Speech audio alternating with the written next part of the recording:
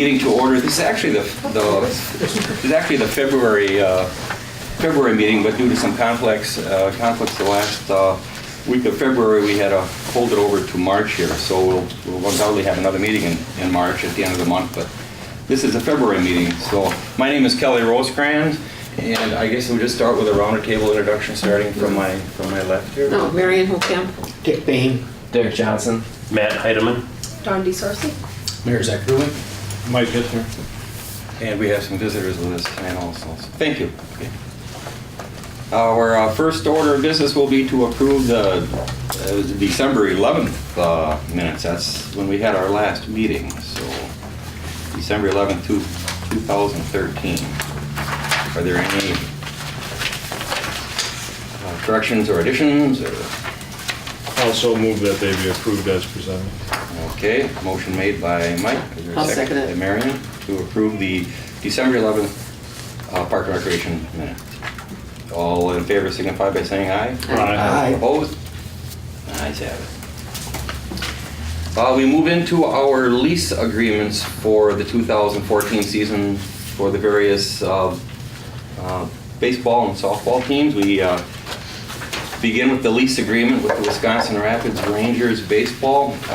We've had these packets in advance here, so if everybody has reviewed those, they pretty much have all stayed the same. There's a couple, there was one item there that Sue had indicated that the concession monies were to be altered, slightly increased.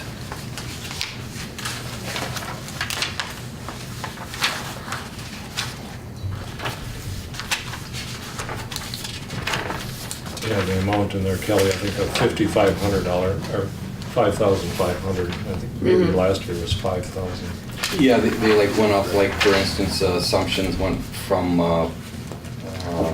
529.17 to 600 this year.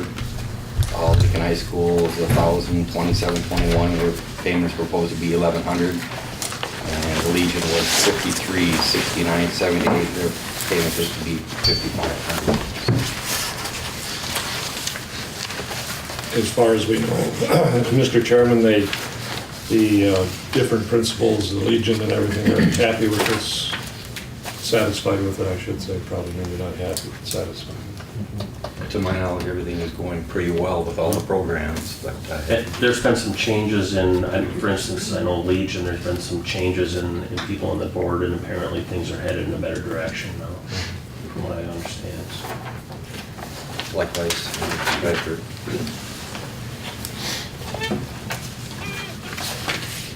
If there's not any other questions, I'll move for approval of the lease agreement with Wisconsin Rapids Rangers Baseball for 2014. A motion has been made by Mike. Is there a second? Second. Second by Mayor Burwing to approve the lease agreement for the Wisconsin Rapids Rangers baseball program for the 2014 season. All in favor signify by saying aye. Aye. Opposed? The ayes have it. Our next lease agreement is with the Assumption Catholic Schools for its varsity baseball team's use of Witter Field for the year 2014.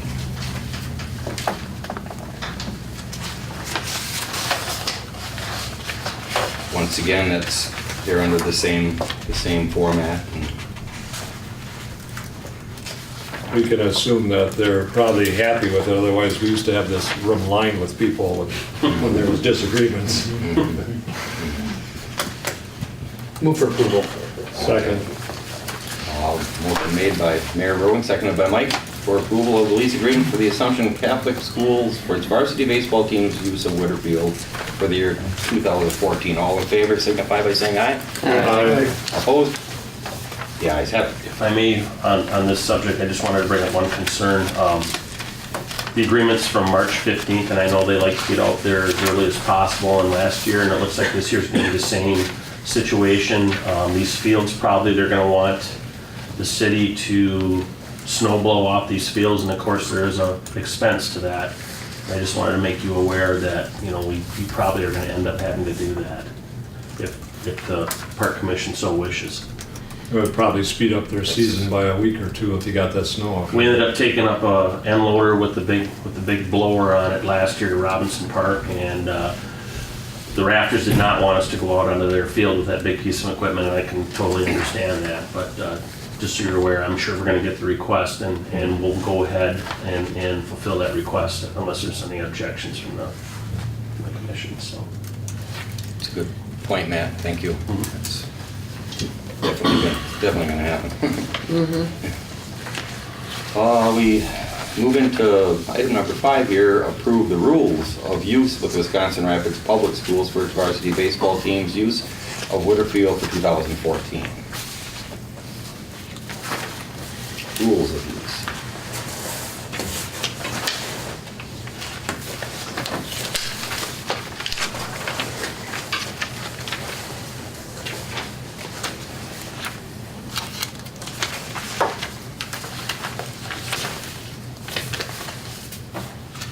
Any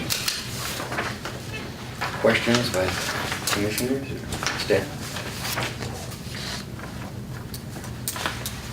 Do we have that contract in there? Is it a one page? Okay, I was looking for more of the stapled ones, which are, okay.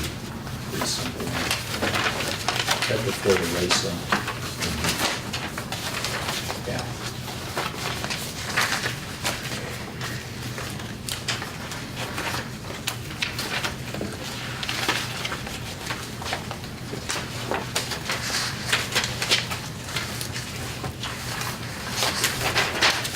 Amendment?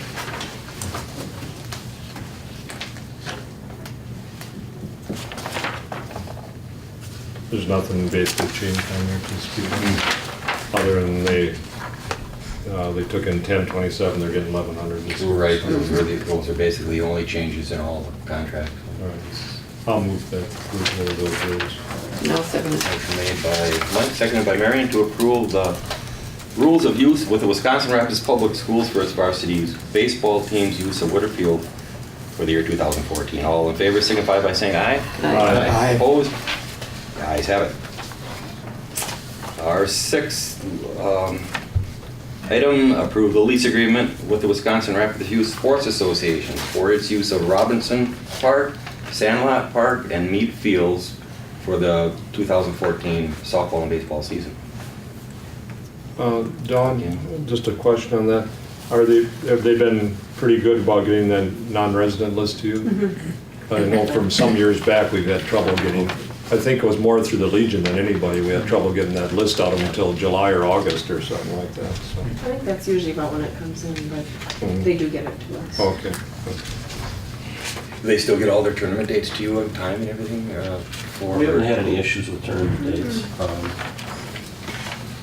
Their tournaments at Robinson are down to, I think they had 2 tournament dates they held them, and they actually were using those as practice fields, not actual tournaments at that facility. So we haven't had the conflicts that we had in the past when they were having more tournaments. It's because of the Kellner facility? Right. I'll move for approval of the lease agreement with the Rapids Youth Sports Association for 2014. Okay, motion by Mike, a second? I'll second. Second by Derek to approve the lease agreement with the Wisconsin Rapids Youth Sports Association for its use of Robinson Park, Sandlot, and Mead Fields for the 2014 season. All in favor signify by saying aye. Aye. Opposed? The ayes have it. We move on to the lease agreement with the Wisconsin Rapids Women's Softball Association for its use of Mead Field for the 2014 season.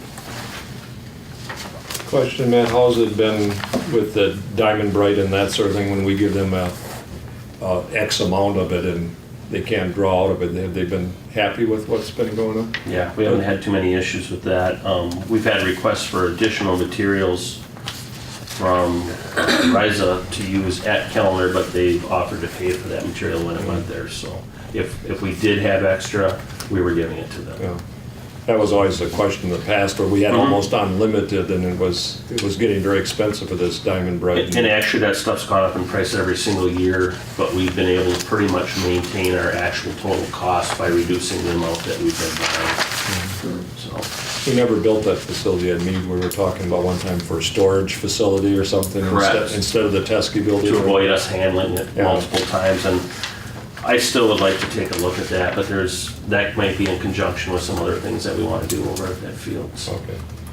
You still share that with truckloads with other? No, we do not. No, when the pool car order, kind of, that burden fell on us. We were responsible for loading all these multiple cities were coming in, and the cost to us was not being passed on. And so that pool car thing kind of fell apart. Okay. All right.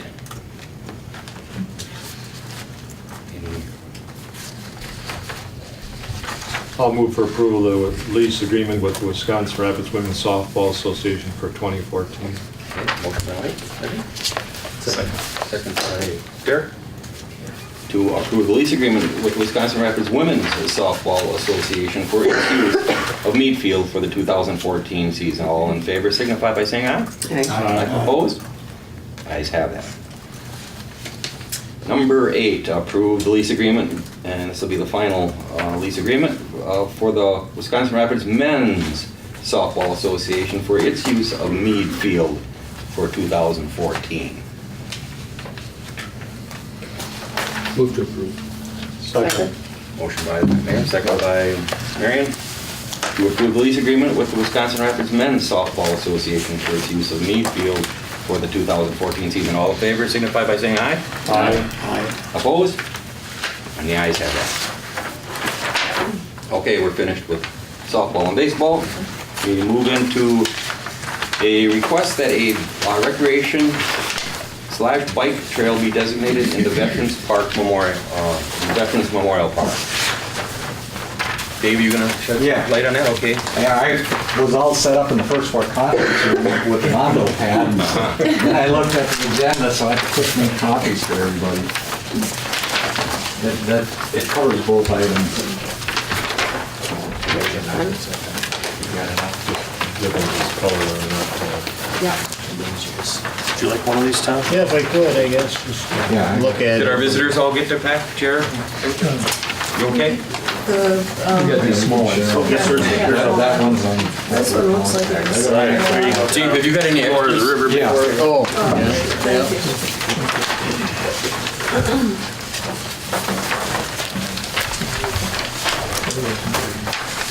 Go ahead. Sure, go ahead. Okay, last summer, the council approved marking the bike trail on the Grand Avenue Bridge. And as you know, we're in the process of reconstructing First Street, which will have a bike recreation trail right from East Jackson all the way up to Love Street, and then comes back out to First Street. So to get a connection between the bike trail, we took a look at Veterans Park. The majority of the sidewalk is 10 foot wide, which is the minimum standard for a bike trail. We'll have to, part next to West Grand Avenue, it's about 110 feet of sidewalk.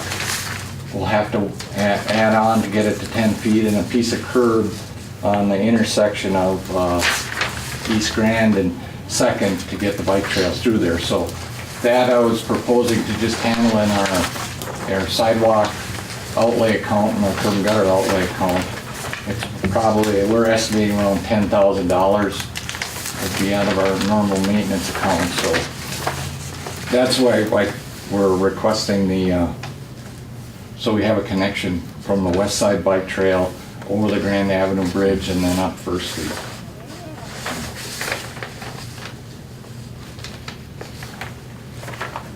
Now, is that bike lane, that would be painted on? It's painted on. We dropped from 3 lanes to 2 lanes with a bike lane on either side. On the bridge you're talking. Yeah, under on the bridge. bridge, yeah. Yeah. Does this have to be designated in any way with signage or anything, Dave? Well, we'd like to sign it. I don't want to direct people into the park if Park and Rec Commission doesn't want bikes going through there, so that's why I'm here. Well, at certain times, like lunch by the river, and a few times it might be a little, probably not too good to have the traffic there, but otherwise, I think 90% of the time would be good. And Dave, maybe it's an important time for maybe us to talk about the conversations we've had with the county on the bike map app. Right. The county and the city of Marshfield are talking about the creation of a bike map app for those that have smartphones to map all of the county's trails. And part of this conversation touches that thread, that if we can get them all mapped and they connect, I mean, it's part of a broader trail vision, but I think this is a piece of that just for our own city trail system. So that kind of conversations are evolving, and they're making some progress with the app developer, I think out of Milwaukee, to create the app. So we've been questioning what trails are non-official trails and maybe starting to get more of them designated, so that way they show up on maps, the various visitors bureaus, the state's publication, our own local map from the county, and then just this piece here. Right, we provided our GIS line work to the county, and they're gonna put it down to the overall map.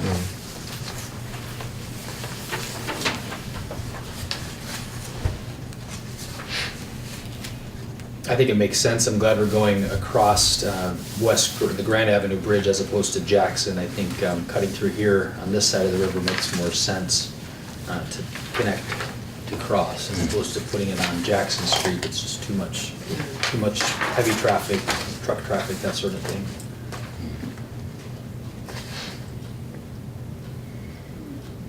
I'll move that the request for the recreation bike trail designation through Veterans Memorial Park be approved as presented. I'll second.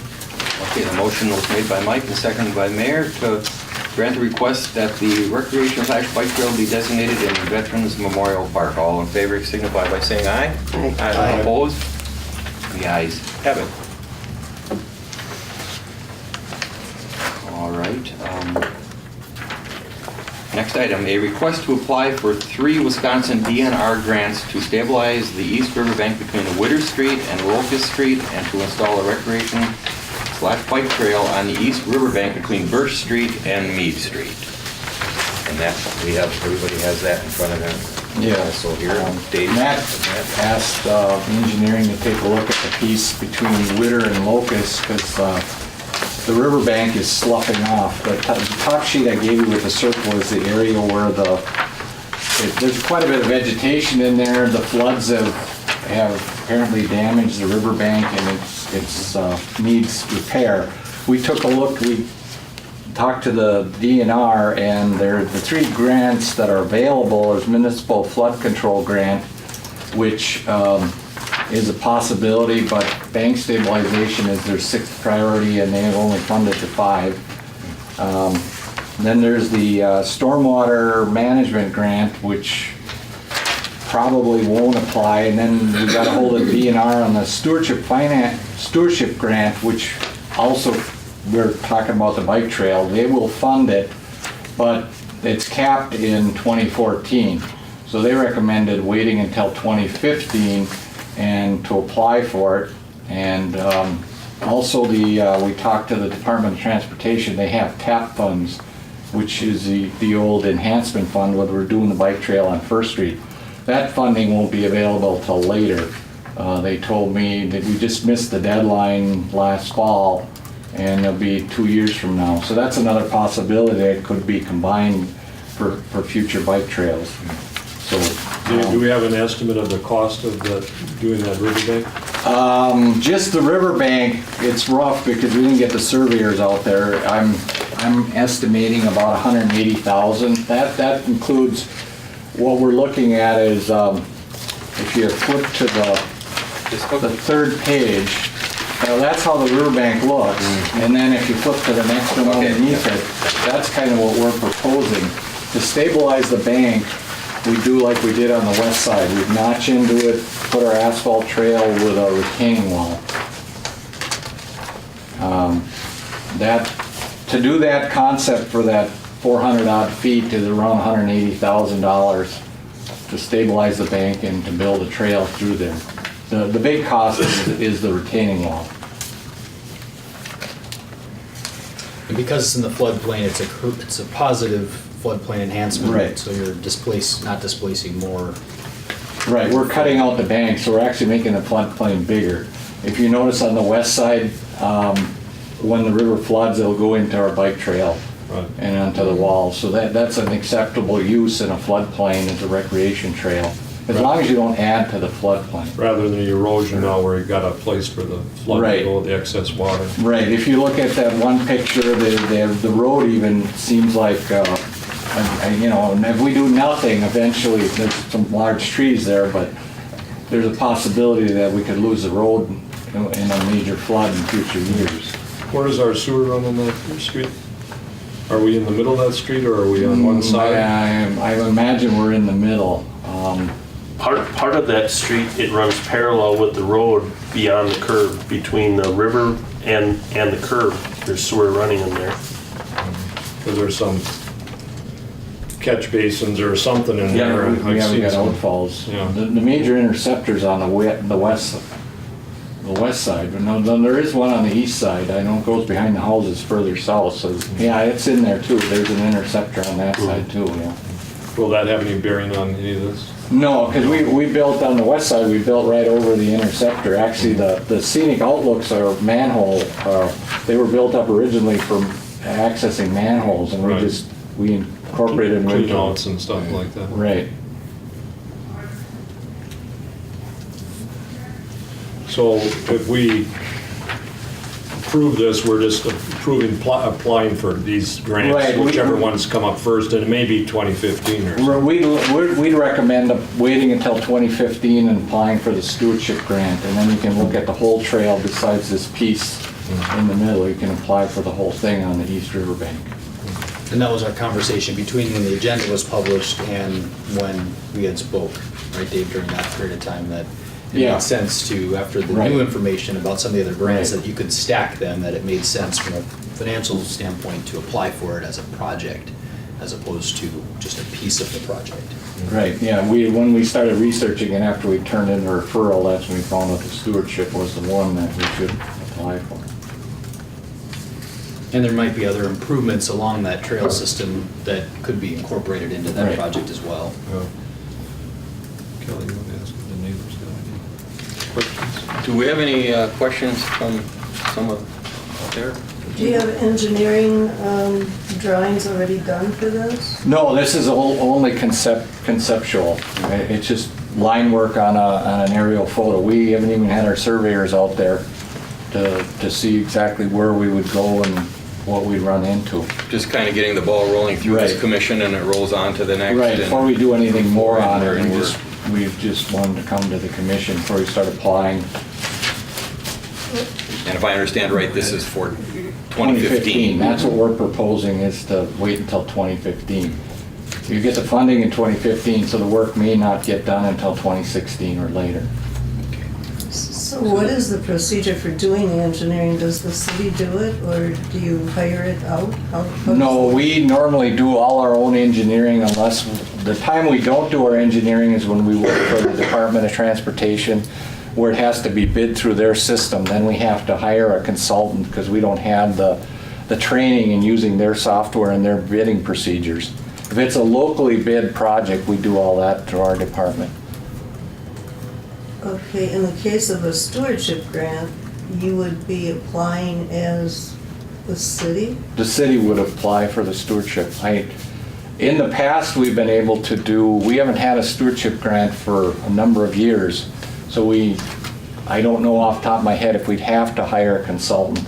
I don't think we would, but it would only be required if it's some special way of bidding it out. Otherwise, we bid out projects all the time. How does the concept look to you, Susan? Well, there would be some concerns down on the Mead Street end of it, I think, that we would have to discuss and sort out as we got more into the Maybe as we got design the phase. drawings and the design, we could look at those Yeah. closer at that time. And the other comment, I'm sorry. Go ahead.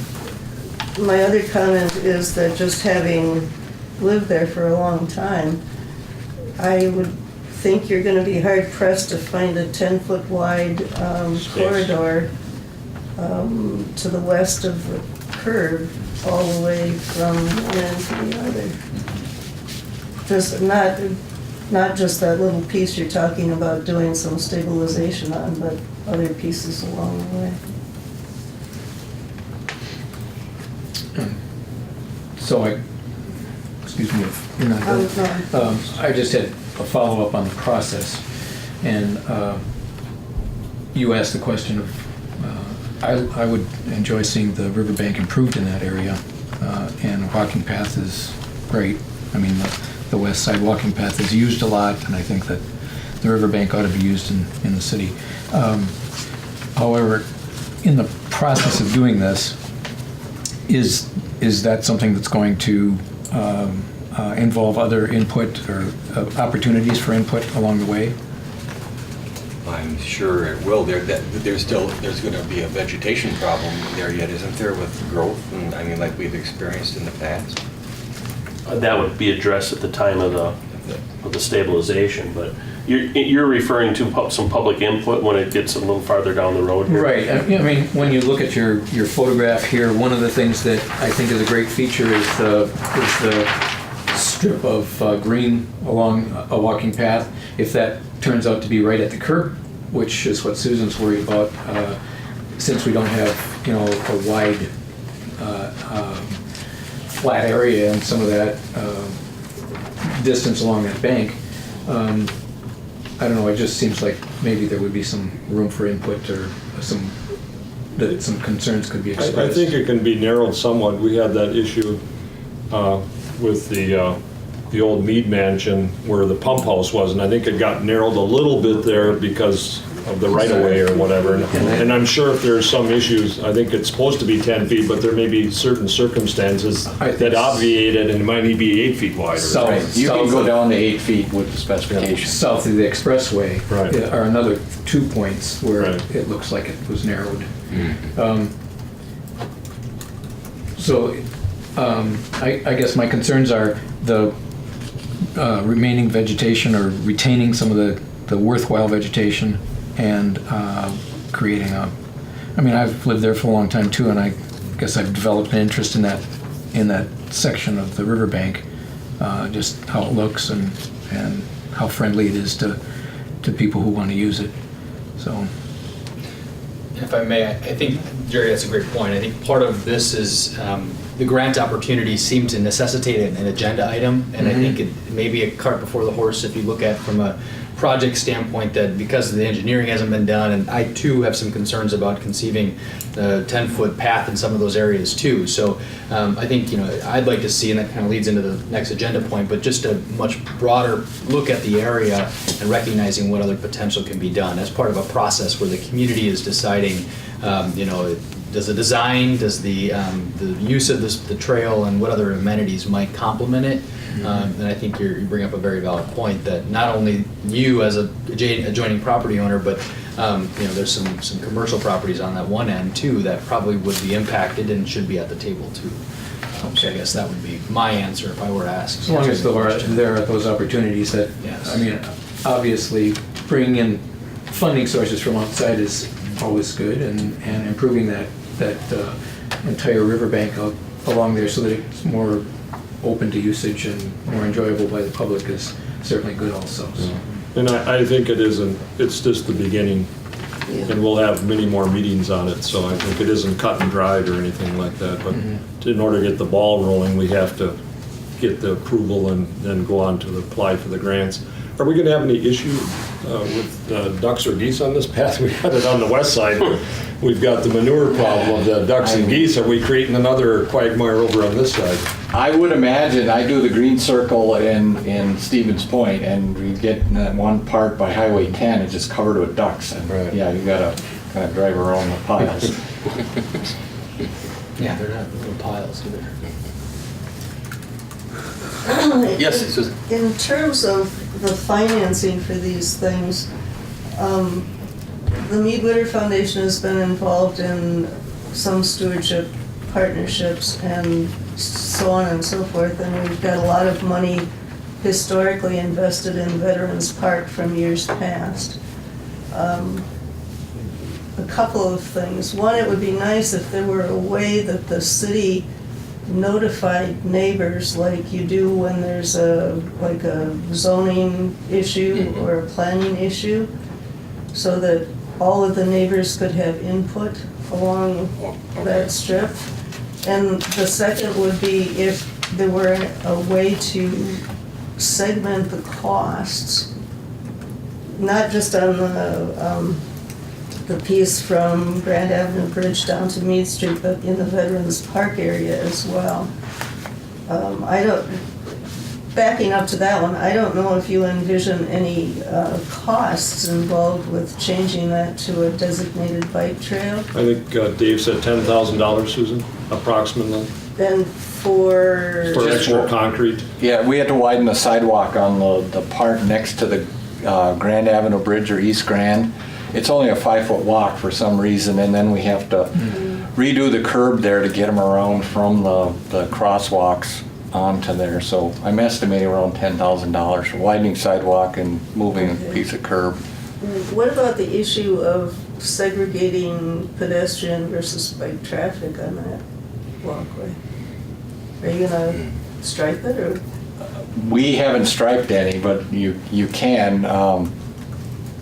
I guess the rules are mainly the bikes would have to yield to pedestrians.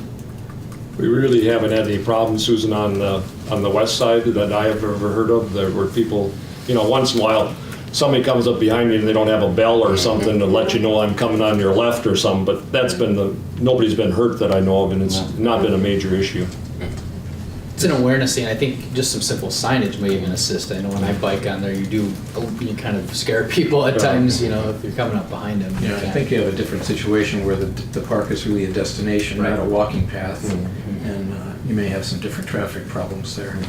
So signage may take care of some of that. Well, the other way is in Europe, you see very often the designation that bikes use one half and pedestrians use the other half, and then there's a line down the center. Are they wider? The bicycle lane, Right. I think Just the wondering for bicycle lane two-way. probably gets a little better than half, and the walking lane gets less, yeah. You could check that out Yeah, I would think easily, though. if we had an issue, we'd maybe do that, but I think so far it's never had an issue, though. Jerry's right, this is a kind of a destination versus a lot of the west side is just, park. So it may be a little bit of an issue, but I think certainly we could address that if there is an issue with it. West Side Trail gets a lot of use. I live It near certainly it. does, There's- so good luck on this one. I would like to see it. Yeah, we could make a little loop then maybe or something. Well, I think the loop is there. It is there, Everybody's yeah. on the street already. On the street, yeah.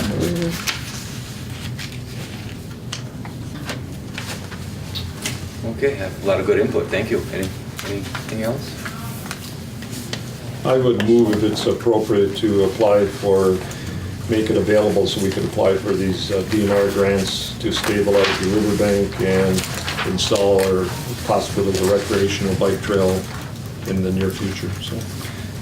With the understanding that there would be more input. So at least to have 2-3 more meetings on it with the neighbors invited. I'll second. I have a question for Susan. You say on the stewardship participation that the Meadwater Foundation's participated in the past. Would that be something that could be of interest to the foundation in this?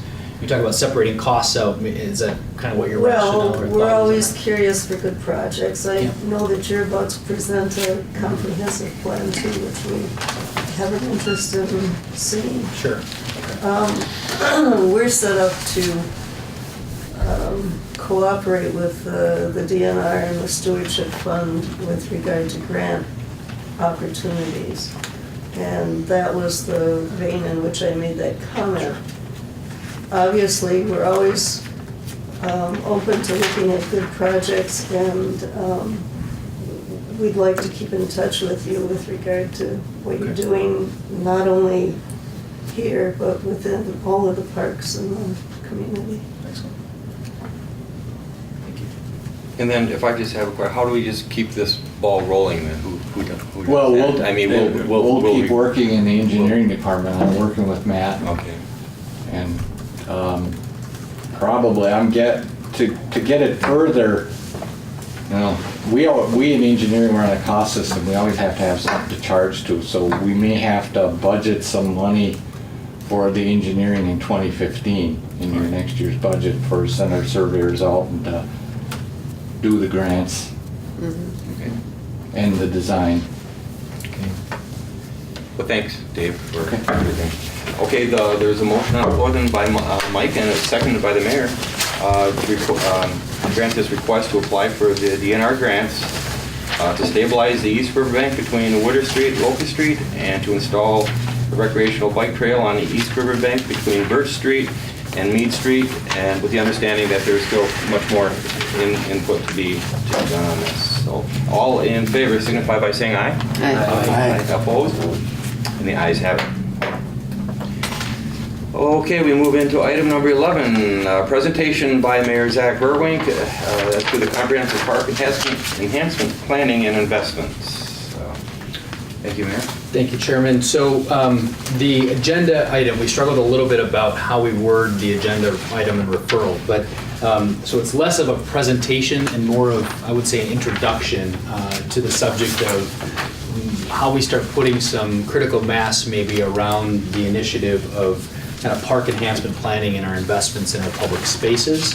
We've been doing a bit of research on the subject of public spaces, and back in January at the State of the City address, I called for, kind of lack of a better word, just an all-in investment or all-in consideration of an investment in our park system. And I know this body has done a great job, I think, of reacting to requests when they come. For example, this Veterans Park piece and pieces as they've shown up to the committee.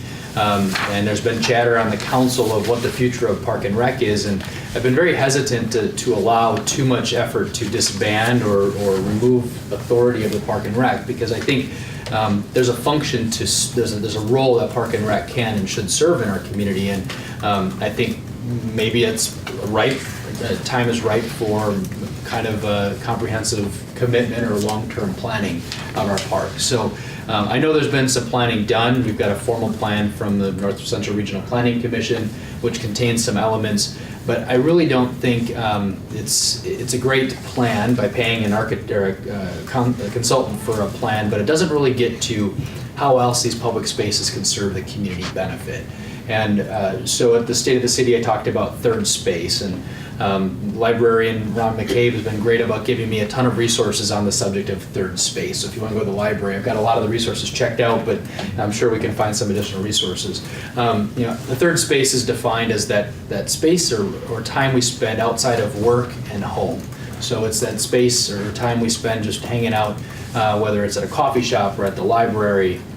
And I think our parks and our public spaces, our green spaces, can serve a much greater role with some additional investments to draw people to them. We're seeing a request on the trail system, and I think we have one of the best trail systems, but it isn't widely known by people as a destination like the Green Circle and some others are. We take Witter Field, and we approve some leases on Witter Field, and we know what the Rafters has done for Witter Field in that respect. And then we talk about the zoo and the skate park. I mean, I really think we've done a great job of prioritizing these investments as projects, but not really connected to anything long-term.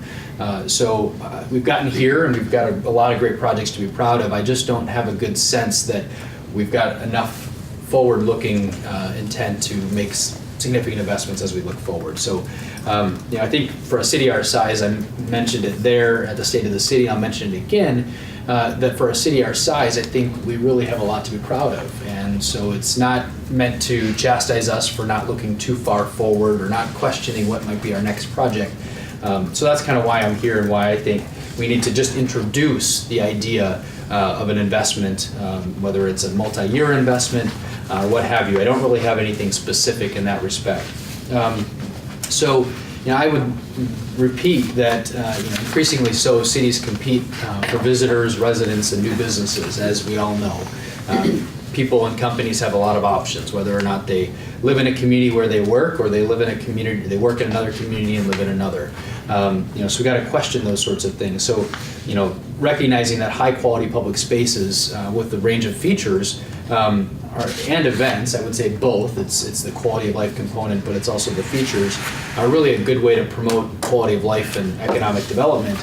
And indeed, those two are very, very much so linked. And I would go take it a step further and say that that recreation and quality events attract both residents and tourists. And it kind of builds that emotional link people have to a community, that a city or a community that invests in itself and its public spaces is a reflection on somebody's willingness to see a future there. And so I would question at times, and feedback I hear from residents, young and older, is what are we doing to invest in our quality, or make our places, our public spaces more of a higher quality product to attract and retain people, whether it's young family, young adults, children, etc. So I think there's a lot that we can do in physical design, subsequently activities that come of it, and then the events that are created to surround these sort of spaces to be an attractive and a safe destination for people. And really keep in mind that it's really something for everyone, regardless of their socioeconomic status. It's a place that they can then participate without having to pay an entry fee or something to that effect. And we see the numbers with the pool, and they continue to increase. See the number with the zoo, and they continue to increase. So it doesn't take long for us to realize that these places are high demand for our residents and people from outside the community as well. So I've got 3 resources I want to share with the group and then anyone that's here today to just start perusing through, and one of which was a resource that was talking about soul of the community and what attracts and retains people to a city. And so I want you to take a look at that. And then there's another document that's from actually Europe on the value of public spaces. And so it just gets us primed, I think, really for maybe a broader conversation on where we want to take this. I've got ideas, but I don't have the solution. And so I think we can start with this body. I anticipate that this body is one body of many bodies that would participate in this conversation.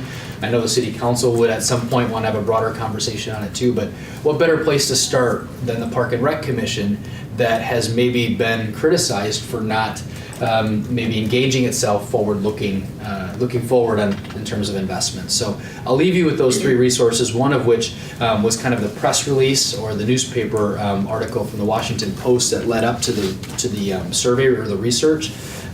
So I'll leave you with those 3 pieces, and I guess I'm curious to your reaction, your feedback, and then maybe just have a conversation about where we want to take this from here. I'd foresee that at the second meeting of March, potentially, that we could have maybe a little bit more specific conversation of where we go from here. But I really kind of want to think broad, think very, to start with our public spaces we already have, and then thinking about how we can engage the public in determining what are additional features, what are additional amenities or improvements that we could be making to these things. So I will finish speaking and listen, I guess, from here forward. Well, Mayor, just to play on your idea of that people are attracted to the community, we just read that today in Dr. Jack Schaller's obituary, that one of the reasons they stopped here is the river. And they liked it so much that they came back and settled here and raised their family and practiced medicine for those many years. And that was, real Very indicative. segue right there, that it was right in his obituary, that sort of thing. So I think it's appropriate. Well, thinking ahead, but thinking further behind what happened behind the scenes. We have that hotel motel tax money. We shouldn't be using it for just the general things in the parks and that. We should be saving it in our account for special things. Like years ago when we started, the Whitterfield would have ended up the same way the Wisconsin Theater ended up. It was torn down. It was a shame. But look how long it took us to use our hotel motel tax money to get Whitterfield in the condition it is today. It took us 3 years just to sandblast and paint the grandstand. And you can imagine how many years it took us hotel motel tax money to make Whitterfield the way it is today. We mustn't forget that. And we talked today about the firefighters memorial. It started with Tom Anderson coming to the Park and Rec for how many meetings that we should get back with him. I went with the fire chief down to Madison one day to testify to get the memorial here in town. It takes time But like you said, we should have to look ahead, but we have to make sure that we keep the hotel motel tax money special, because we've got a big deal coming up with the swimming pool. You know, we have to keep ahead of ourselves, but don't forget what we've done already. It's a very valid point, and I think there's a couple of pieces of comments I'll make on it. The first of which is, this is one of the room tax allocation is one of those that we see almost a direct return on our investment of these investments. And you talk about with Laura at the CBB or Visit Wisconsin Rapids, and recognizing that when their visitors come to the area, and whether they're here for a conference or an overnight event or something, that those room tax dollars are a direct return on our investment in those park spaces. The second comment I would ask, and that's why I didn't mention room tax money, was because I really think that fund should be could be used as leverage, really, as opposed to being the only source of funding for projects. I mean, we've got as Susan pointed out, foundational resources in our own community, externally. I mean, I don't know how many resources in the last year that I've started digging into this, of funding sources nationally that are willing to invest in space and public spaces. So, recognizing that we don't want to exhaust our own resources when there's other resources out there, but we can use them as leverage or match potentially to do that. So very good comments, I think, on room tax, but that would be the basis that I would say. Thank you, Mary. Good point. I think we all look forward to the conversation that's to follow. Definitely. Tom, you got anything? No, I'm interested. Oh, you're We're just- waiting for the Okay. meetings to follow. Cindy, Susan, Jerry? No. You'd like to be part of the conversation, I'm sure. And we hope that you involve your input into it. Thank you. Thank you very much, Mayor. For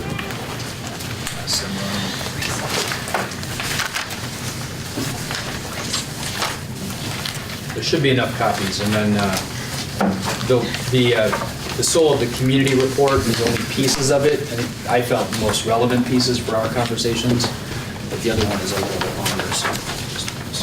Don, can you mail these out to the people that are here? Yeah, I think that if we could, we'll get PDF copies to get included in the minutes, just if they were distributed official notes. Are there also go around? Yeah, because there's people missing. There's another copy of that too, actually. No, you take one. It's the same one. Just in case you're running short.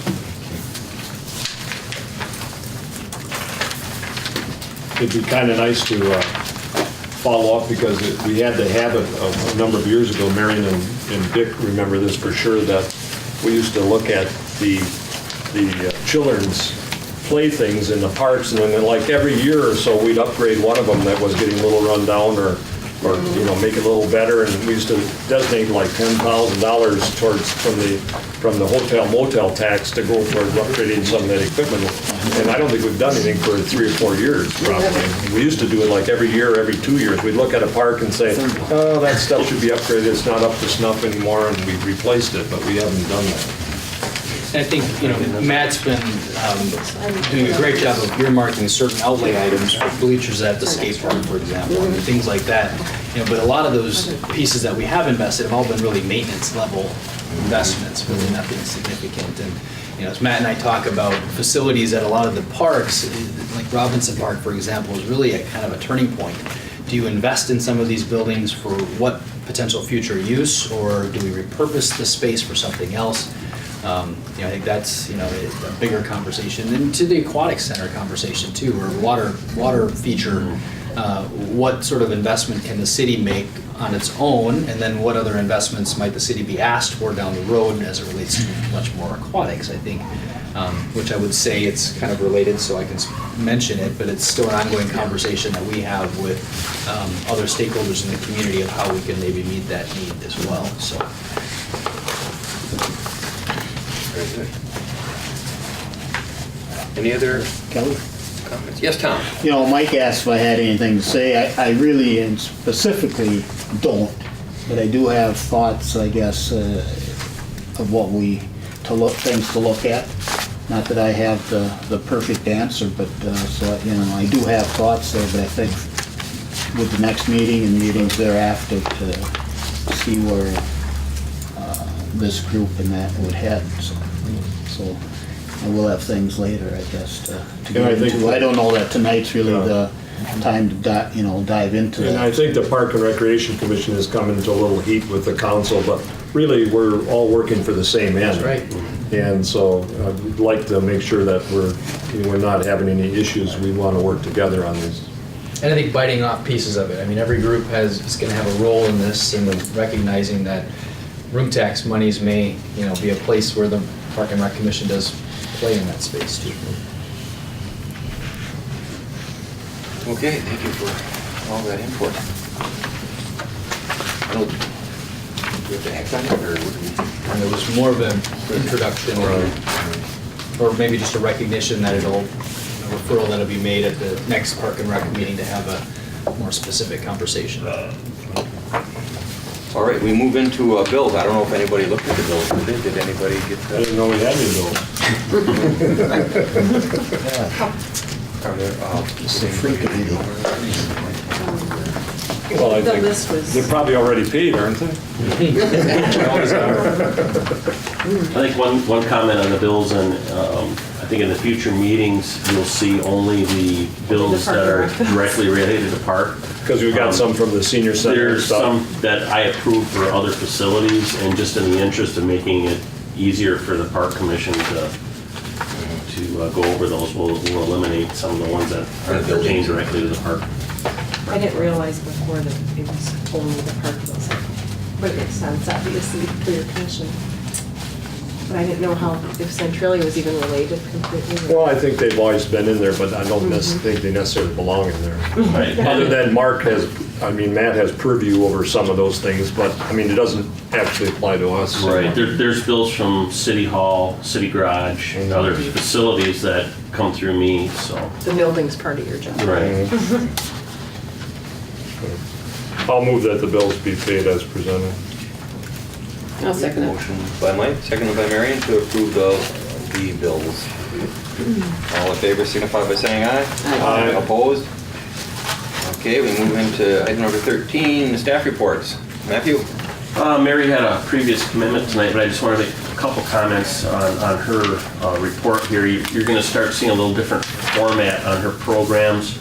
We're getting Mary started on activity-based budgeting.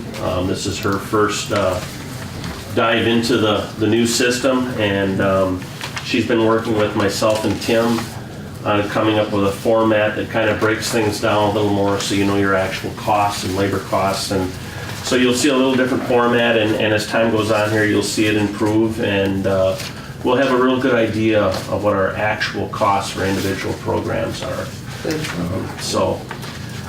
And she's doing, when I first did it last year, it's a little overwhelming at first, but once you get started in it, you start getting a feel for it. You actually can use it as a very helpful tool going down the road, knowing where you're at month by month in the big scheme of things. So this is her attempt at it, and we got a good start, and we'll continue to fine tune it and hone it, and hopefully we'll have some real good information to help us carry forward on different programs. The other comment on her report, if you read about the ice pond, and I mentioned it in my report, for the first time since I've been with the city, we had the actual 10-inch water main freeze going to Woodard Field. So we lost the fire hydrant for actual pond maintenance, plus we lost the warming house. After discussions with Water and Light and looking at the plans, it was determined, especially with other needs in town with people, that we were not going to attempt to thaw it. So the only concern now is going to be this spring when it thaws out, is it going to be broke? Yeah. So that's a concern, and we actually had the same situation at Robinson Park. We lost our water main up there as well, so we lost the hydrant. We continued to plow and brush the ponds, we just couldn't maintain them, flood them. So we didn't get any complaints, and we officially closed this last Sunday, March 2nd. The last week or two, they were getting minimal use anyways. It was kind of nice that for the Hearts program they had up there, that it was still pretty good ice. Yes. They could play their broom ball and everything. Yep. We met with them with the situation we had up there, and they adapted very well. So everything went pretty good. And in regards to my report, like I said, I did mention that situation. We also have been working at Centralia Center. We made some changes over there in regards to contracts with them all in our cleaning process. So I've been involved pretty heavily with that as of late. We have a city employee that's taken over the cleaning duties and is working between the two buildings, City Hall and Centralia. Instead of contracting? Correct. And we're trying to make changes over there to make it more efficient and easier for her in regards to supplies and equipment and that type of thing. So we're coming along pretty good. We should have everything in place as far as our lockup and opening policies. We have a contractor over there right now putting the finishing touches on an additional key swipe on the other entrance. We added security cameras. We'll have everything in place to hopefully be semi-automated as far as our opening and closing process goes. So that's coming along fairly well. One thing I didn't mention as far as Robinson Park, unfortunately, we had some fairly extensive graffiti vandalism up there about a month ago, and the entire east side of the building is completely spray painted. I mean, top to bottom, doors, fascia, everything. So this spring, we're gonna have to go up there and sandblast the stone and then repaint the fascia and the doors, unfortunately. Does the police department, Matt, have a trail cam or something they can put up to see if we can get into a blind camera? Or? We did have those cameras up there, but unfortunately, when it was as cold as it was this winter, the trail cams with the battery life was so minimal. And we had talked about, we're working on some type of a permanent type camera system up there that can be transmitted to City Hall, to the PD, where we don't have to physically go up there, climb up a pole, take the camera down. So that's coming. We're working on that scenario right now, and hopefully we'll have something in place yet this year. So it's been an issue up there, and the PD is aware of it, and we've been trying to work with them as much as we can and get as much extra patrol as possible in that area. Yeah, because you could easily spend a lot of money on graffiti removal, like a one-time investment to catch whoever's doing it. Yeah. So hopefully we can continue to make progress in that area. It's just that stone is very beautiful, but it is porous. So when the paint gets in it, it's not a simple scrubbing or even a pressure washing to get it off. So you gotta do water blasting? It's going to be a sandblast. Sandblasting. So it's going to be fairly, expensive to get that taken care of. All our licensing have been applied for. Tree City, Zoo are all sent in. We've made some changes in our office. I'd encourage you to come up and see it when we're done. What we have left to do yet, we're going to put a monitor up in the window, and that's going to scroll all our information on there. We'll also have a monitor inside as you walk in that'll scroll pictures of the different teams. We'll have, right now we're manually are putting these pictures up in different places, and we'll have a scrolling screen that'll have all this information, and we'll have sign-up information, we'll have park information, and pretty much be the whole gamut. So we're getting close on that. We should have that fully functional, I would think, within the next month. So we're making some changes, and actually we've had some pretty positive feedback so far. It's coming along well. Good job. One question I had, Kelly, Matt, I see there was a bill from Spring Green. Correct. Could I strongly suggest that the Veterans Park be sprayed with natural things there, because those kids are sitting on the grass and they probably eating the grass for all I know, when they have lunch by the river. And it'd be nice, because I know some days that's sprayed the day before the park event, and I would think they have natural things they can use, or they can use the chemicals, and I would think it'd be nice that they use natural things, at least in that park, because of all the children on the grass and everything. We did work with them last year on their application dates to try to get them specifically in that park to do it on like a Monday, so that by the time lunch by the river would come around, that everything they tell you 24 hours is the time that it shouldn't be messed with. Well, I think but we can go the next step and try to go to a less evasive. And it may not be any more expensive than the chemicals. Sure. Right. Yep, I can certainly do that. Thank you. Thank you, Mike. Good? Don't Thank you got you. any? Good job, all of you. I'll move for adjournment. All righty. Made by Mike, second. All right, adjourn. All in favor, signify by saying aye. Aye. Aye. There, that's, Thank you.